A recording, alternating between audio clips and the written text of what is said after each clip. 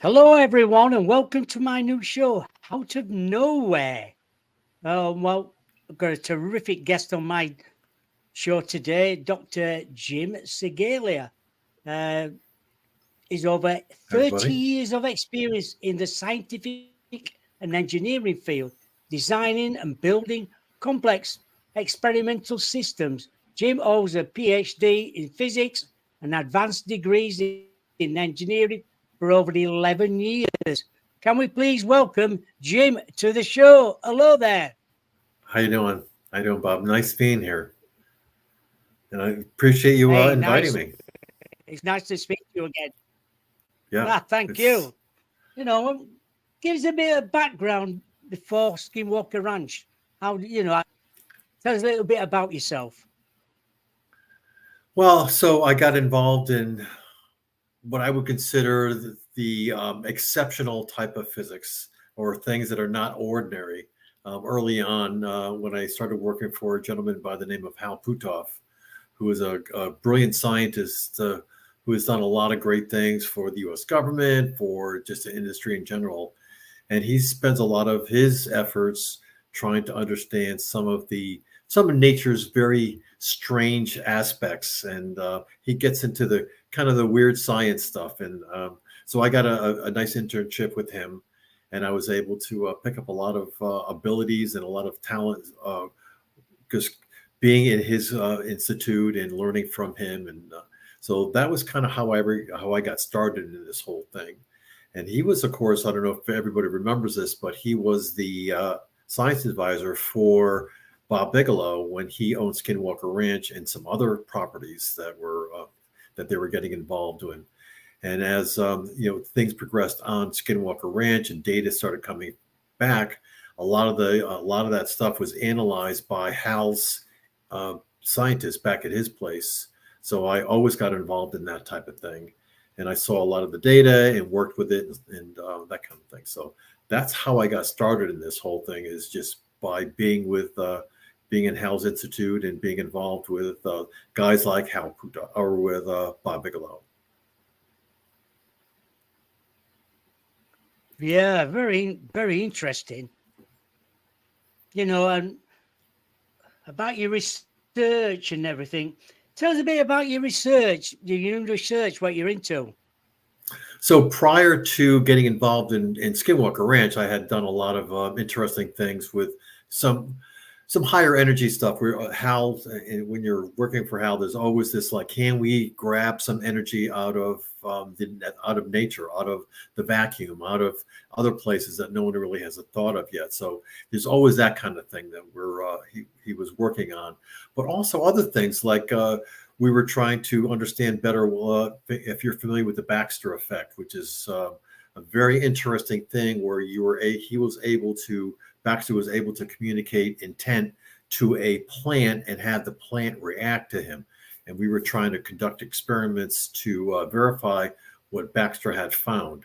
And that actually started me into this whole idea of, can things communicate to people in dispersed areas? So this whole telepathy and Mm. remote viewing and all that kind of stuff. That's when I started to understand some of these and started working in doing research. And so a lot of the research that I was getting into was along the lines of trying to understand nature's pathways to communicate in ways that people really didn't see as normal, like regular communications.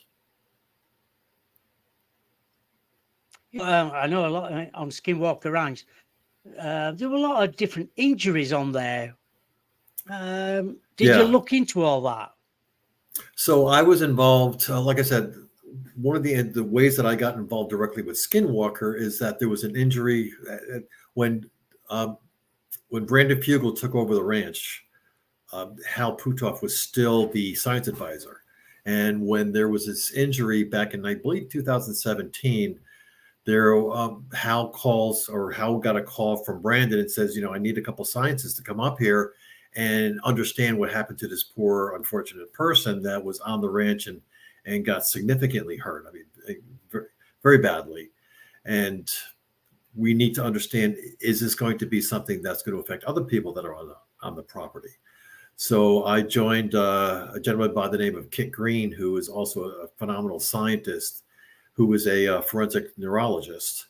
And we both went to Skinwalker Ranch and took a look at what was happening to this particular patient, what was happening in the area, things like that, to understand exactly why this particular person got hurt when they were doing things on the ranch that would be considered normal things that you would do to any piece of land in the area. And so one of the interesting things that happened when we were investigating this, it actually took a while to figure all this out, to gather all the data, look through all the medical evidence, all of the CT scans, MRI scans, was that there was something that happened to him, some type of energy that he absorbed in his head that caused him to have these acute ailments. He had this big bulb in the back of his head, and deep within his gray matter, he had actually damage happen within his gray Mm. matter. So it was a lot of bad things happened to this unfortunate gentleman. And to explain this, the only way, one of the more likely ways that this could have happened is some type of energy beam, so maybe a radiation beam or something like that, or a very, very energetic electromagnetic beam was actually incident on his head at some point, or maybe multiple times, which caused the injury. So there was quite a few injuries in the Bob Bigelow area as well as in the Brandon Fugel era. There was a lot of injuries, and I was asked to come in and try to explain some of these things. Do you think some people get targeted and others don't? I think what happens is that what you'll find if you look at some of the data and the evidence is that people that are closely related and they were standing together or they were working together side by side, one person would get significantly hurt and the other person wouldn't get hurt at all. And it was always, a lot of the injuries happened after there was some kind of messaging going on. In other words, this particular patient that we worked with received messages from some unknown entity for a long period of time, for over a month, instructing them what to do. Don't do this, go here, do this operation. Almost like he felt that he was being tested. In other words, he was giving instructions to see how he would carry them out. And when you get those kind of things, you're very curious as to why it's happening and it's not an outward voice, it's an internal voice. He just felt like he was being asked to do these things, and he felt like he was asked to go here and dig here or move this and do this. And it wasn't actually this verbal thing. Other people around him didn't hear anything. So it was very curious as to what was happening at that time. And during this whole time, his physical state was getting worse and worse. He was starting to develop these incredible headaches. He was having a changed personality. A lot of things were happening to him. He was getting these ringing in his ear. And then after a while, he went to the doctors, with this, and they said, "There's nothing wrong with you. I mean, everything is fine." When he came back home and spent a few days at home, he learned that he had this incredible bump on the back of his head, like almost like he got hit with a hammer type of thing. And when he returned to the hospital, they took some MRIs and some CTs of it, and they found it was a aspirated bubble that developed almost like when you get radiation treatment. So that kind of kicked off this whole investigation. We looked at it, we compared it to people that had this radiation treatment, what happened to them. And when you compare those things, you start realizing that what happened to him during this 1 month or 2 months of periods that he was getting these instructions, we were starting to see a lot of the acute symptoms that you would normally get during this. Well, did he hear voices then? Or some of them, did they hear voices? So this particular person did. That was part of the instructions. He was hearing what he interpreted as voices, because I think that most people when they get the experiencers, when they get these, they don't specifically hear voices. They hear things in their minds that get interpreted as voices. They might hear like somebody tell them that they're watch out for this particular thing or do this. So Could it be voices? I mean, how Yeah. your brain interprets is kind of weird, but he felt as he's being told something. Was it a physical voice? I don't, he never actually said it was a physical voice, but he said it was something that he heard and he was being told.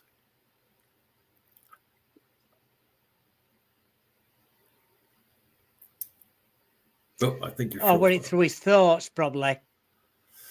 Yeah, it was something that like. Alison's in the asking a question. What do you think about the author? Well, to be honest with you, when I first started doing this, I was when I first started in being involved in this, was brought to the ranch. I really didn't understand this whole idea of experiencing and people that had the ability to hear these sensations or get these sensations or hear the voices. And as I progressed and I started investigating it, it became very, very apparent that it was a real thing. It wasn't something that people just made up in their head because it was leaving footprints, physical footprints on people's bodies. And when that happens, you can't discount it. You have medical evidence that points to the fact that something is happening to them, and at the same time, these people are hearing voices. They're doing things out of the ordinary. They're having behavior changes or personality changes. So, what do I think? I think this is a real phenomena that exists, and it exists a lot of places, not just at Skinwalker or not just in Uinta Basin, but a lot. It's all over the place.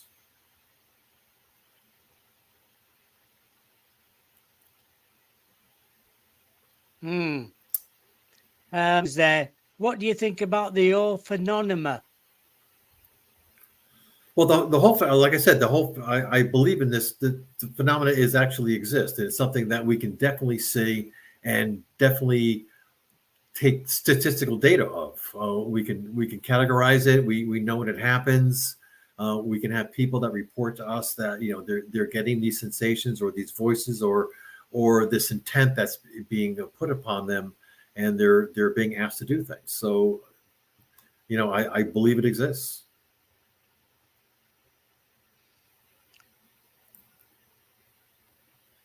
Yeah. Do you think there's an energy source underground causing the injuries? It's very possible that, and I'm not saying it's coming from the ground or where it's coming from, but it is definitely some form of energy. Because if it wasn't energy, it wouldn't leave a physical footprint on the person that received the intent or the message or whatever you want to classify it as. So it is physically something. And everything, of course, is energy, right? Sound is energy, microwaves is energy, all that stuff is energy. So you Yeah. have to say, okay, well, it seems to be targeted at these particular people. So it's very focused energy. It's not something that is spread out all over. You could put 10 people in a room or 10 people in an area. Oh, maybe only two or three of them will say, oh, wait a minute, did you see that? Or did you hear that? Or did you get that feeling that, this is happening? Other people don't get that. So either the other people are not particularly attuned to this kind of thing, or the other people are just not being targeted on what the intent of the message is.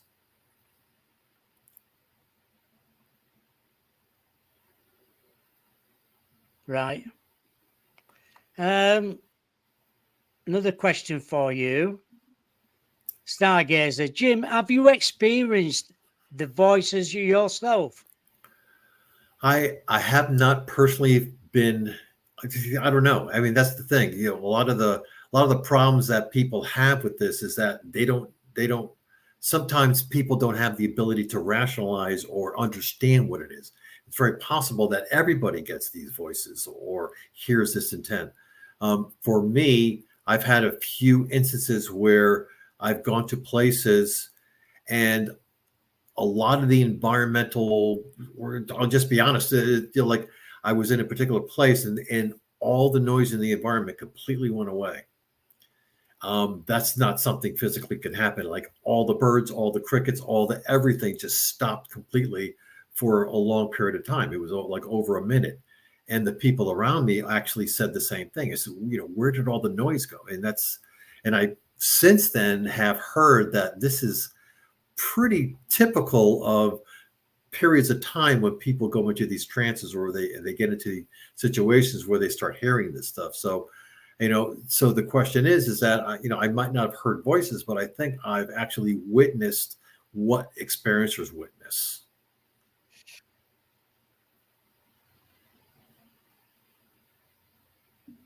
Lovely. Thank you for that question. They're coming thick and fast. This is from Steph. Opinion on the hitchhiker effect. So that's kind of an interesting question. So one of the things that I've been researching is this whole concept of hitchhiker. So I did a 3-year study that ended about a year ago, where I looked into that question: do people bring this effect or this energy to other people?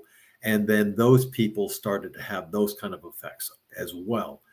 And if you gather enough data and you do it right, it turns out that you can actually show that there is this effect happening all the time. You have somebody that really never had any kind of exposure or any kind of experience or type of events. When they get exposed to somebody, then they start bleeding off this energy to them. It's actually quite interesting to see. And also, not only hitchhiker effect, where somebody would actually have brought home something and given it to somebody, but you put a really powerful experiencer in the group of other people, and then the people around them tend to start actually experiencing things that have never experienced, but then they start experiencing themselves. So I'm a big proponent of the hitchhiker. I've worked with Colin Kelleher, who is actually a big hitchhiker investigator at this point. Kit Green is another one. So it's the kind of thing that you can't discount it, because the statistics just are so prevalent that it's very hard to discount.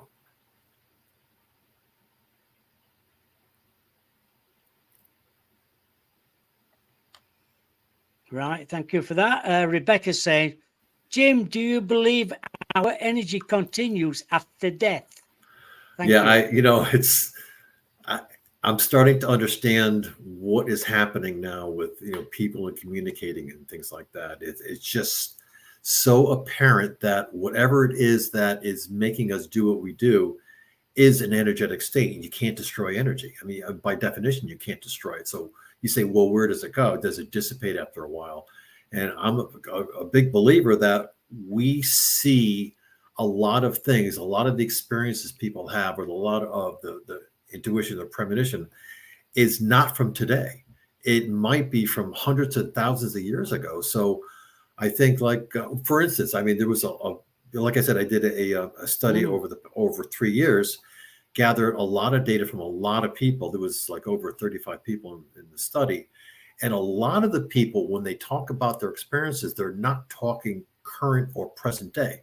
They're always talking about they're getting something, or they're receiving some kind of feelings from something in the distance path, like a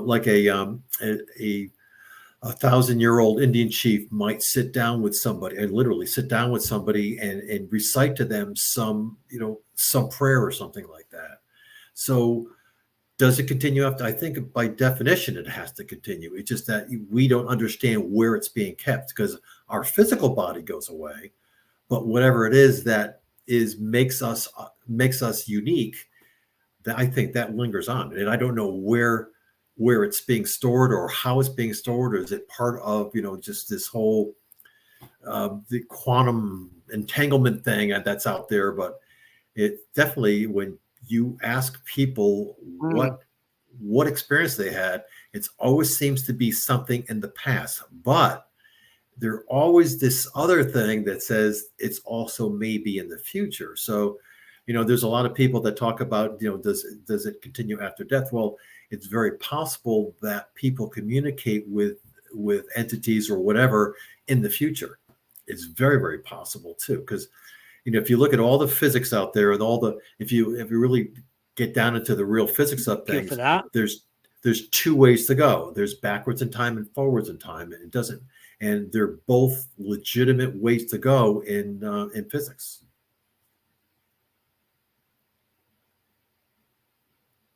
So the answer, Rebecca, is absolutely. Wonderful. Thank you for that, Rebecca. Another, yeah, another question from Stargate. Can you link the history of experience of indigenous people with current happenings? Well, so we did a lot of work in the area of Arizona and in the Uinta Basin, in Utah, and the people there, mostly Native Americans that I worked with there, they seem to have the most profound abilities when it comes to experiencing. Now, I don't know if it's because it's a heritage thing, but I think it's a cultural thing. Is that they're actually told to listen more. Yeah. Like when they're very early age, they are prompted or they taught to listen to the land, to listen to this. Some of I know you're not American, but a lot of Americans are so arrogant. They just like they don't pay attention. They don't. It's like they're too busy listening to things. Um, but it just seems that these people are just such good listeners, and that so when something does come, around, and they're listening to it, they actually have the ability to understand it. So I think that the Native Americans are probably some of the best people Yeah. out there to understand what this experience and stuff is. I know roundabout it, we have a lot of folklore where people look into it, things like that from what's happened in the past. I know another thing about Skinwalker. There are a lot of UAPs around. Do you think strange events? Well, yeah. So you have to ask yourself why. Why in an area that has a lot of things that don't make any sense to you, as far as people that get a lot of these premonitions, they have a lot of experiences of why is it also that it's an area where they see a lot of UFOs? And I said, it's not a coincidence that there's both things that exist there. They have to be linked somehow. So it just makes sense that it's very possible that people that can experience and be able to get these signals or these messages, and maybe they're attuned to be able to sense when there's UFOs around. So you say, well, the amount of people that, or the amount of sightings of UFOs and the of people that experience, they overlap in a large degree.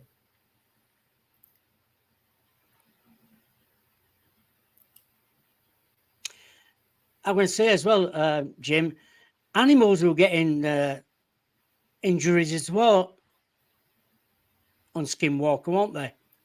I think the whole area that you find that. So what I mean, it's human arrogance again that says that this phenomena only exists with the humans, but it's not true.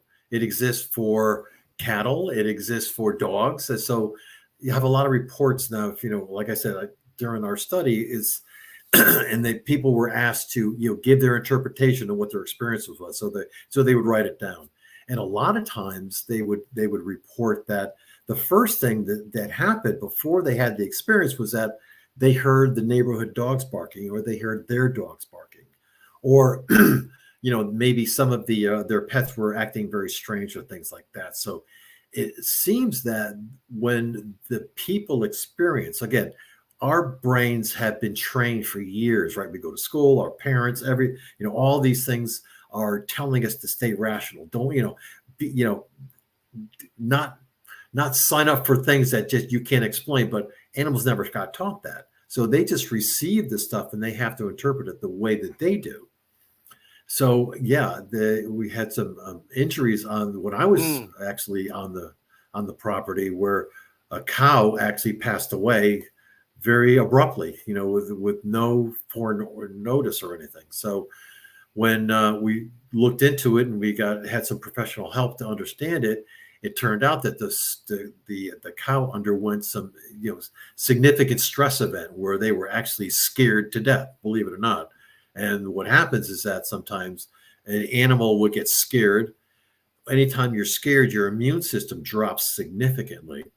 Everybody's done that, right? So when you're in a very scared position, you start getting colds and things like that. So that kind of things happen. So this particular cow got a case of pneumonia just in just a few days, which is kind of unheard of.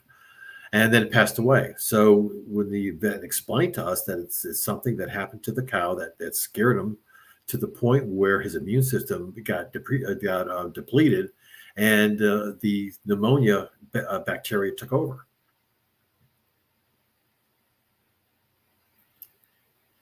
Yeah, I saw that as well. Yeah. Rebecca's just saying, have you ever seen any UFOs yourself then, Jim? So I did. So when we were on, so there's a lot of situations where not so much in Skinwalker, but in the other areas that you went to base, because I spent a lot of time in that area. So there's a lot of stuff going on there. So there is a lot of sighting, a lot of sightings all over the place. I can't determine whether or not it was a satellite or something that was way up, but there was a lot of instances where I saw things in the sky that I just couldn't explain. Unfortunately, we didn't have the equipment to really to understand it completely, but there was a lot of instances where I saw things in the sky that I just could not explain.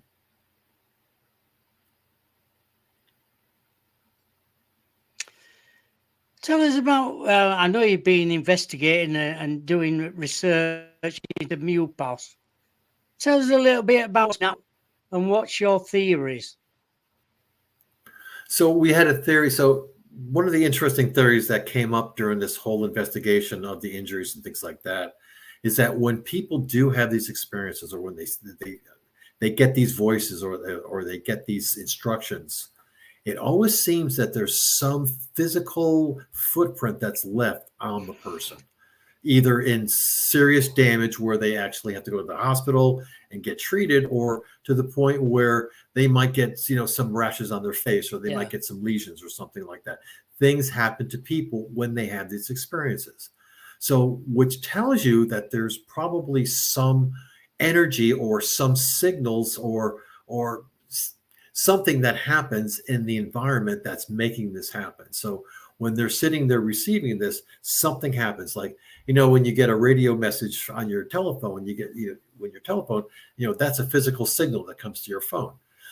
So the hypothesis is that when this happens, when the people get these sensations or these voices, is there a measurable signal in the environment that could corroborate what happened to them? So in other words, when you get the signal, at some point along the way, is there when they get the message, is there some point where they get these signals that can be measured with scientific equipment?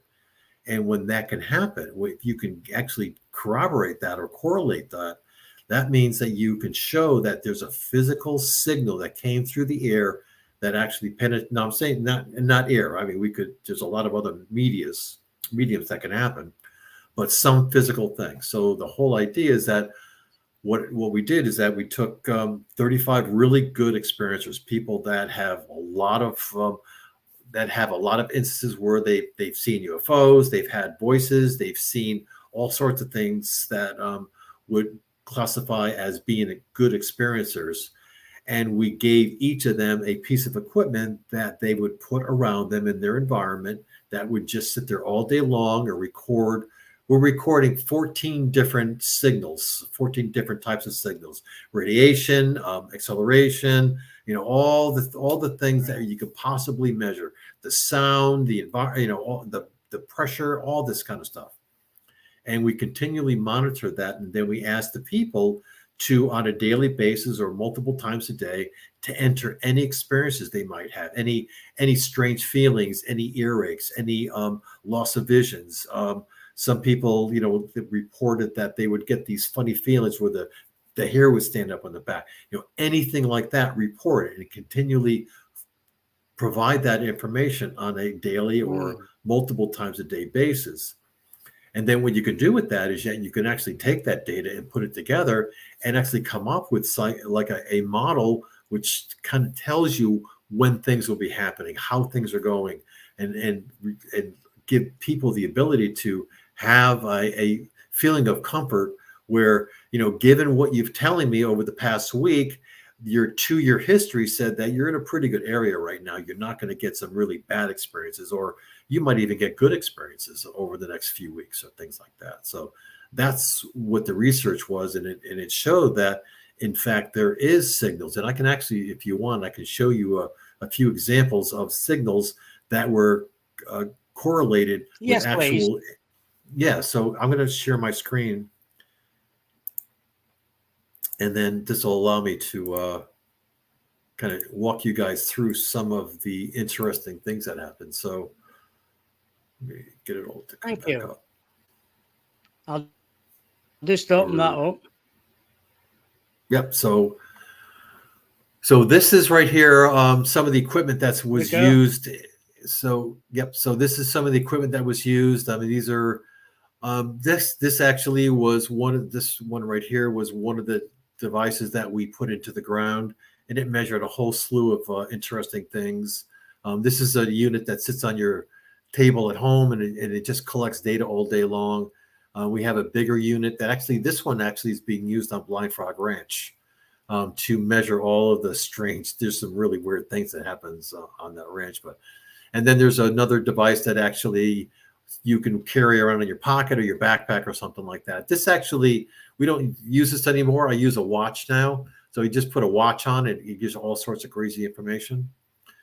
So we had quite a few of these devices out in the Uinta Basin all over the place for actually 37 of these things. And what you find is that you start getting all these crazy blips in the data. Basically, if you look at this particular data, this is something that, during the course of a day, this is a microwave. So during the course of the day, it might be very, very low. And then you'd have this tremendous spike. And at the exact same time that this spike came, the people were actually entering, I just felt weird. I had a headache or I had a bad dream. And then they would enter these anecdotal messages to me. And at the same time, I was recording their environment. Of course, they had no idea that there was this big blip in the data. They never saw this till well afterwards. No. But they would enter this thing, and then you'd get these correlations between this. Is that they would feel this, and then there would be this change in the data. And right now I have about 300 of these instances where I was recording the data. I had these big blips in the data. And at the same time, the people were going home and saying, at 4 o'clock, I just felt really weird. I had a headache. My ear started to ring. Or then one of the biggest things is that people would get these metallic tastes in their mouth. I don't know if anybody ever had that, but they would get these metallic tastes in their mouth, which is indicative of, All right. some type of, in fact, you get that with radiation treatment. When you get radiation treatment, sometimes you get the metallic taste in your mouth. They report that.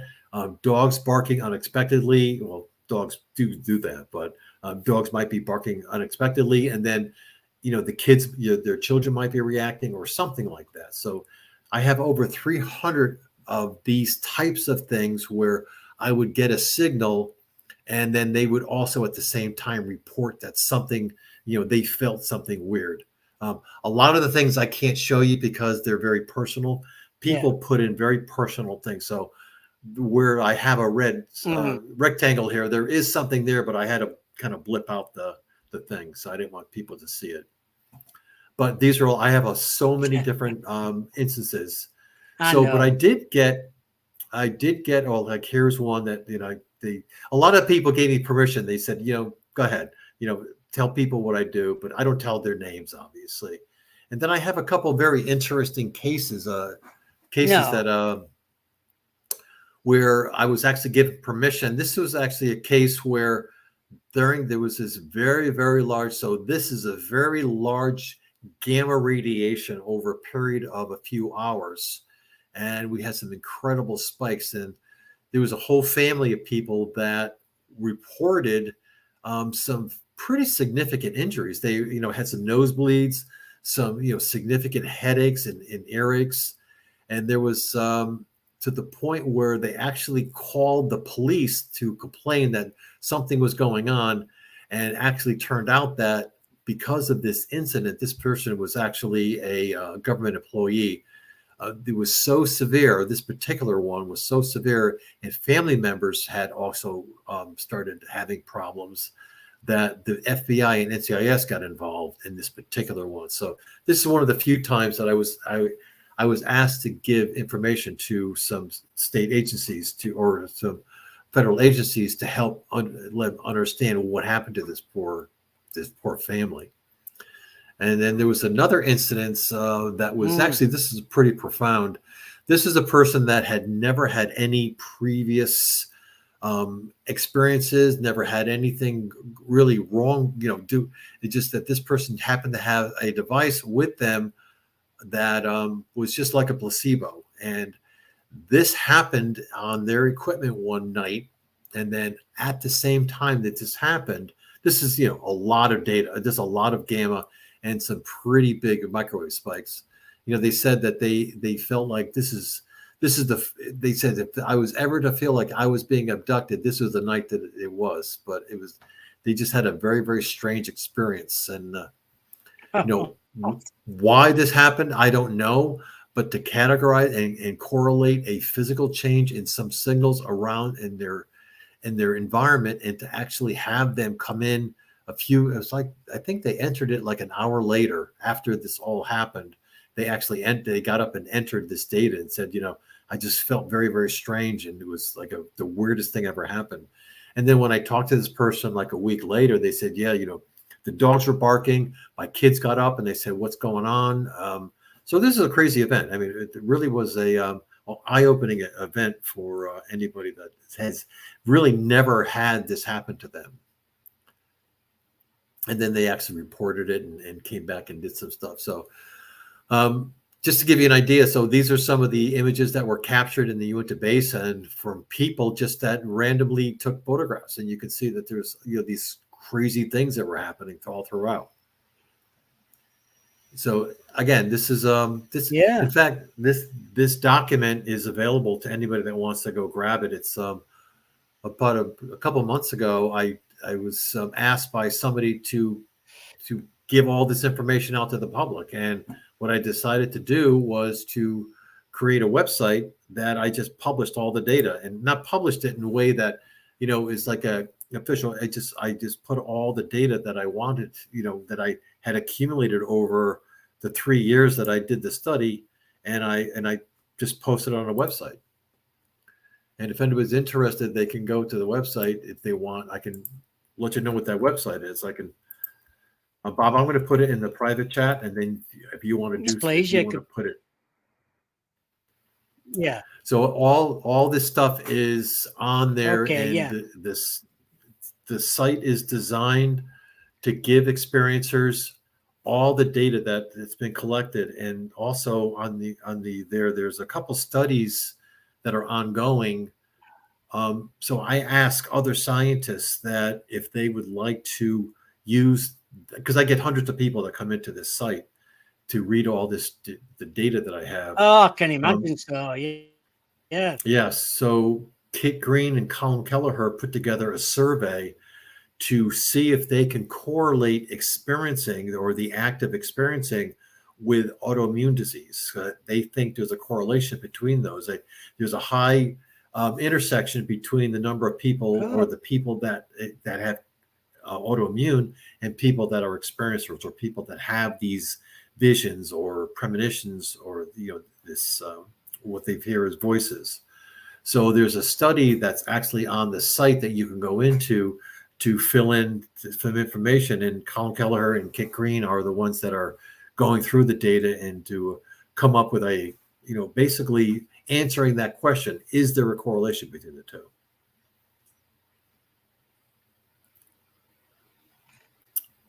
Have you ever thought about doing some data on children? They seem to pick up a lot of strange phenomena now growing up.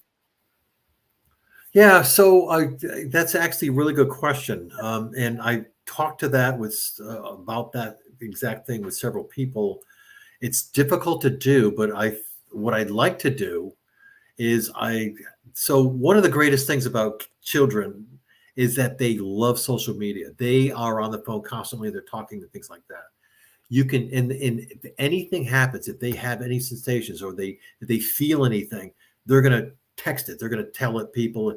So one of the things to do that we're trying to do is going to an area that have a lot of kids, like a high school or something, put equipment there that's reading all of the signals in the area, Yes. get onto the social media, grab all the things they're saying, and then you can correlate the two. You can just do some natural language processing of the information that's coming in through the social media, marry that with some signals that might be present in the actual environment, and see if there's any correlation. See if you can figure out any that when kids because what will happen is that you'll get 4 or 5 kids say, "Wow, I just had this incredible sensation that somebody was looking at me, or I got scared, or I had that flight fright thing go on."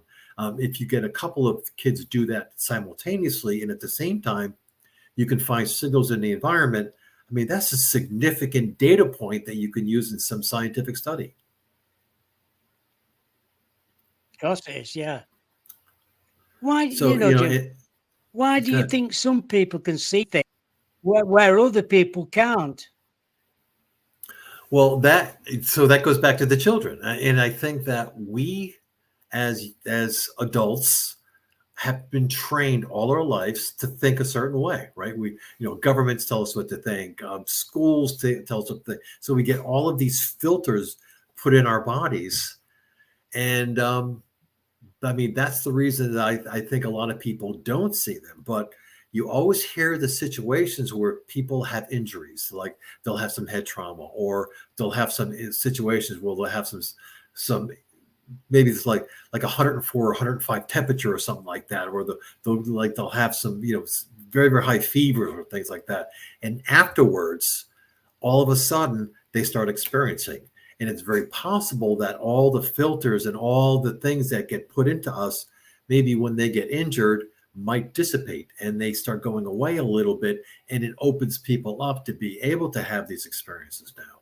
So that's one of the things that that's one of my theories, is that there's a high number of people that are experiencers that had some injuries in the past. And that's what the survey looks at. But then you talk about kids, the kids really haven't spent a lot of time being taught, given the filter. So they are very, very open. They listen very, very much. Native Americans, they are taught to listen. So it's very possible that some people can, some people can't. Maybe it's based upon things that happen, things that they're programmed into. Or maybe it's more of a nurture thing as opposed to a nature thing. So I know that there's a great scientist by the name of Dr. Gary Nolan.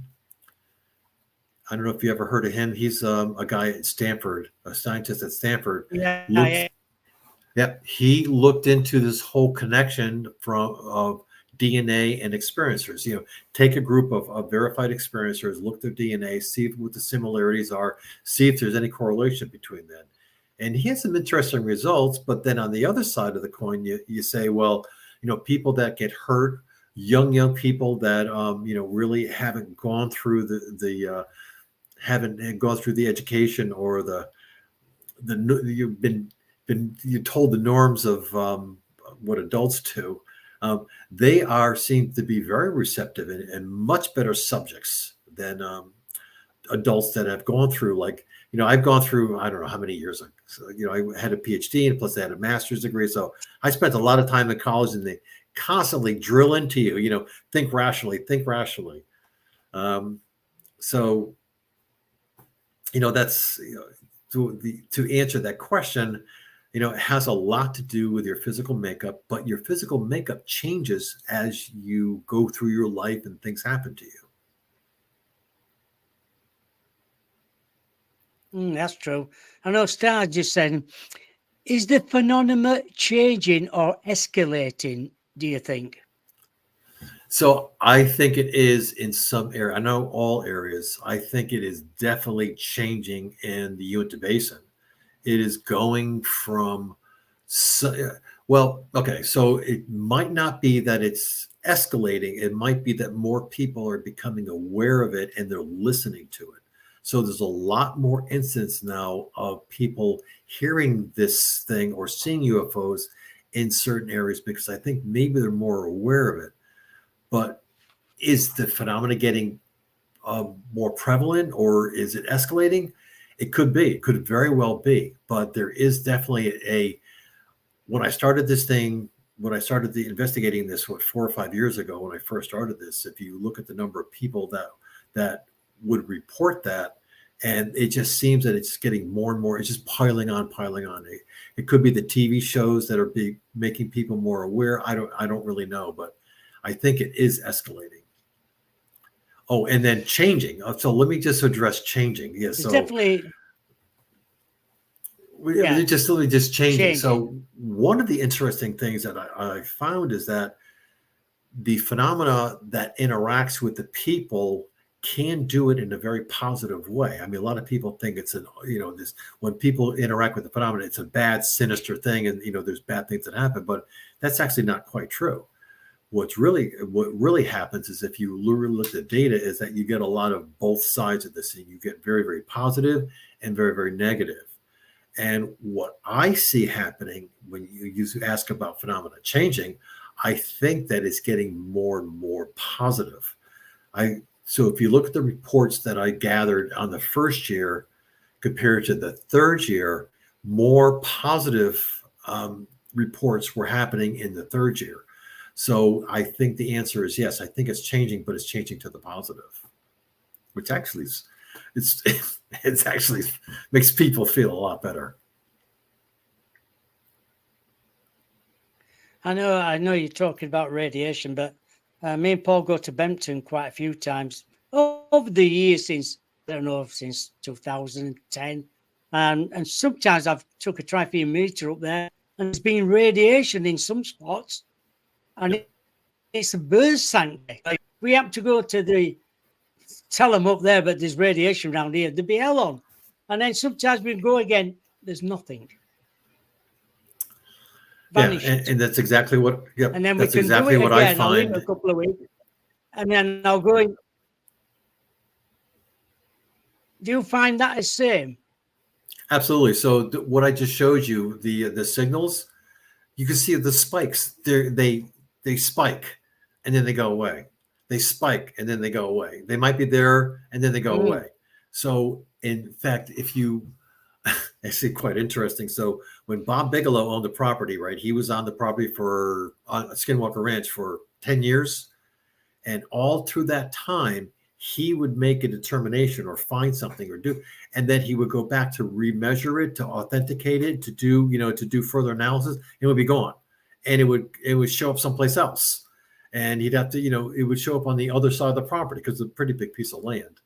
So yes, it's not something that's local. And if it is local, it doesn't stay around long. It seems to change a lot and that points to this whole idea. It can't be, it's not natural things. I mean, nature usually, if nature had a deposit of uranium someplace, it would just radiate constantly, right? There would be no changing. So it seems to have intelligence. It actually does seem to have some intelligence where it will mess with you, and it will mess with you based upon what you will be doing in the future. So your intent actually gets involved in this. So, and that's what we ask people when we ask people to, when you set up experiments, you try to intent on what you're going to do. So if you're going to go out and you're going to do something the next day, you're going to perform an experiment or make some measurements.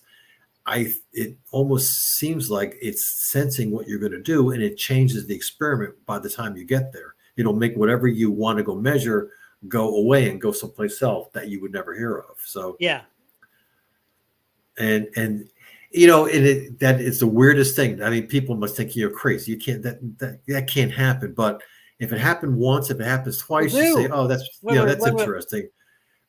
But it happens hundreds of times, and that's the problem. But I've and talked then you start, about it. People say, yeah. Yeah, when I spoke to Billy, I said it's there. Not just me. Paul's seen it as well. So we've both seen it. And then we've left it a couple of weeks, gone back in the same area area vanished. And like you Right. say, what we should do, we should start our own database up there, start monitoring things and writing it down and date it, and then Yes, write when it spikes. that's right. That's right. So that's and then exactly the premise that I went through when I started the experiments, back 3, 4 years ago now, is that database, collect everything, timestamp it, collect everything, put it in a database, write down exactly what the weather was, write down what was going on in the world, write everything down to find out why it's moving around. I mean, this is like so annoying to Bob Bigelow. He was so frustrated that he just gave up. He sold the property and left. It was so disheartening for him to Yeah, want so strange why he did badly. that. Yeah, yeah. But that was the kind of the premise of what I was trying to answer, is that why does it do this? Why does it move from, why one day you have these big blips and the other day you have nothing, for like a week. But it just all correlates with people are talking about. They say, I'm going to, like some people would say that I'm going to go on a walk into canyons or into mountains, and I'm going to go just going into caverns and things like that.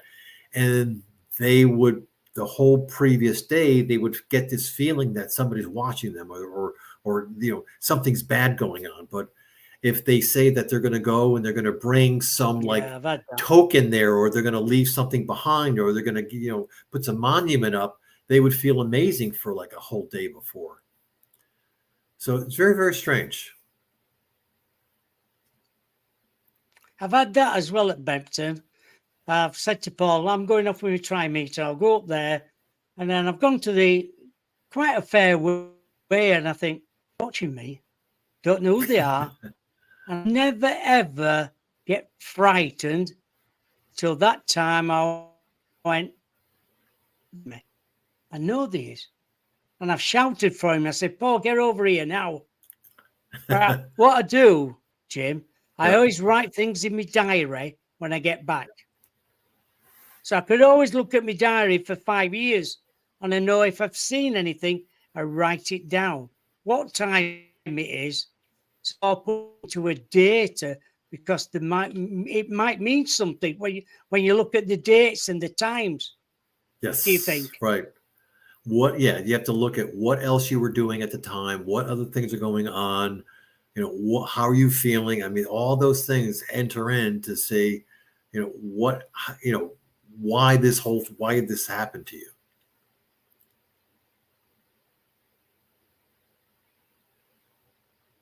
Yeah, it's worth thinking about. That is. Asked once before about Paul. He said, have you got all dates? And Paul said, well, Bob writes it all down. He said, well, if you could send me all the times and the dates, I'll log it in for you Oh, perfect. and see what comes up. Yeah. So we did that exact I thing know with certain points of the year.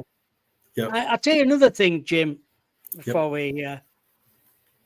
when there's a full moon, things happen at Benton. Those are all things you have to take in consideration. What's the cycle of the moon? What's the weather? All those kind of things.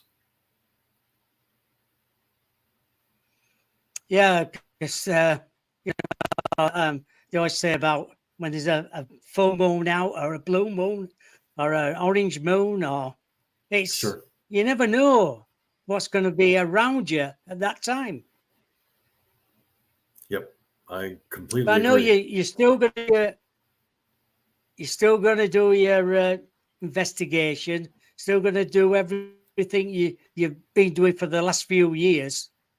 Where do you see yourself in the next year doing then? Are you carrying on what you're going to carry on doing now, So what I decided to do was data that, wise? so I collected a lot of data for 3 years, plus whatever happened before, came up with some mathematical models that helped me kind of understand what's going on a little bit better. And now I'm actually asking other scientists to come on to, work with me to invent come up with hypotheses, like Dr. Green and Dr. Kelleher came up with a hypothesis where they said, I think experiencers and autoimmune disease has a link. And then use the people and the data that I've collected and this network of people that I've created to be able to do those kind of studies. And I think this is what I'd like to do is bring in other people, bring in we actually right now actually starting the second part of the study all over again, where we're now offering. Right in my first part, I had a very small group of 35 people, and that's all we had. But now we're saying, I think I'd like to open it up to everybody else, whoever wants to come in. We want to have a general audience because I think that we can learn a lot more just from the general people that are experiencers than just specific people that we know. And the ones that we actually picked could have been a bias for us because they seem to, the ones that we picked actually had some medical cases in the past that led them to the ability to experience.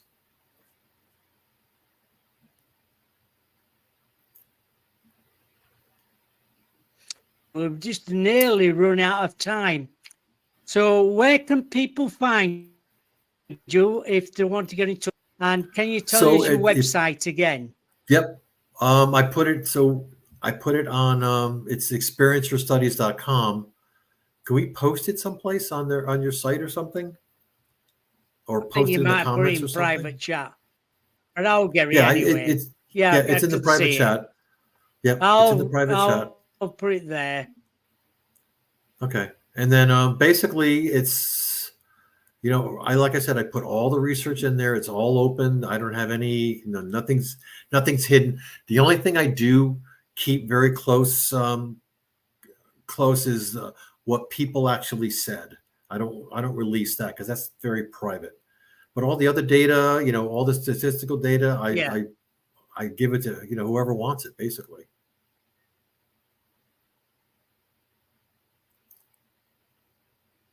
That's no. Some of the girls, Gary, and they can look you.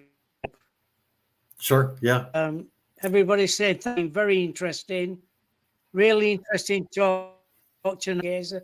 One's from Alison, one's from Janice. She's going to watch it later as well. Great show from Steph. So thank you again. Oh, it was a pleasure. It's always interesting when you come on the show.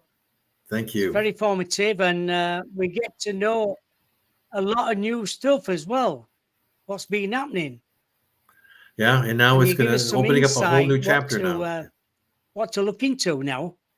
Yep. Oh, definitely. I'll start looking at dates, and for the last 5 years, I think I start having a look again. That's good. Writing all the dates down. And it might mean something. Yeah, absolutely. It is surprising sometimes. So thank you again. Thank you. You bet. Yeah, it is. Like you say there, it's when you look back on things, you think, oh dear, was it that time when I saw that thing? Or I know me and Paul in, I think, 2007, we saw a Black Panther in the middle of the road. Down the lane, and so surprised seeing something like that because we don't have big cats in the UK, and I said, did we really see that? And we stopped the car, and I got out and looked in the edge. I don't know why it's gone through the edge, but like that, it's so strange, aren't they? When you're not ready, to see things like that, right. Well, very cool. Yeah, so thank you to all in the room, and some fantastic questions as well from the chat tonight. From Alice and Steph, Diane, Stargazer, Janice, Alex, Rebecca. There's been quite a few in there tonight. But thank you again. And thank you, Jim, for coming on the show. It's been lovely. Yep. My guest, Friday long. She's at 3 o'clock Eastern, 12 o'clock Pacific, and 8 p.m. in the UK. And she's a psychic medium on Friday. So thank you, Jim. It's been absolutely enthralling.